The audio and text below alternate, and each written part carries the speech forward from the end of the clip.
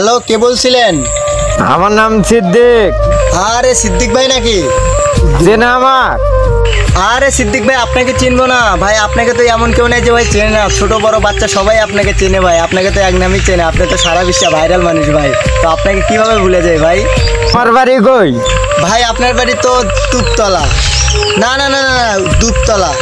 আরে না না না, ওই যে গাইবান্ধা। ও গাইবান্ধা বাড়ি আমার। দূর মিয়া, আপনার বাড়ি তো গাইবান্ধাই।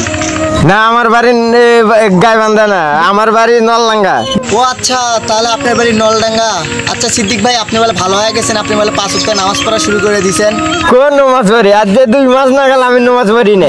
নামাজ পড়ি না। আরে এসব কি বলেন ভাই? আপনার না আমি একটা ইন্টারভিউতে দেখলাম, আপনি বললেন যে 5 ওয়াক্ত নামাজ পড়েন, আপনি ভালো হয়ে গেছেন, খালি আল্লাহ আল্লাহ করেন, আল্লাহর নাম নেন।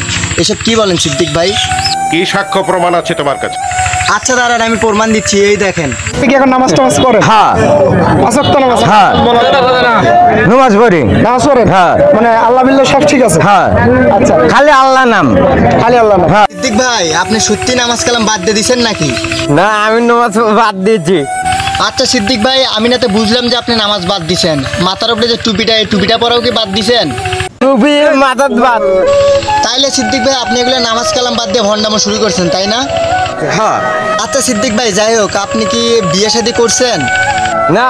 আরে সিদ্দিক ভাই, আপনি কি বলেন এসব? আপনি না একটা ইন্টারভিউতে বললেন যে আপনি 3টা বিয়ে করছেন, আর এখন বলতেছেন যে আপনি বিয়ে শাদী করেন না। এটা কোনো কথা? কি সাক্ষ্য প্রমাণ আছে তোমার কাছে? আচ্ছা আমি প্রমাণ দিচ্ছি, দেখেন। বিয়ে শাদী করছেন? হ্যাঁ। সিরিয়াস? 3টে বিয়ে করছি। সত্যি?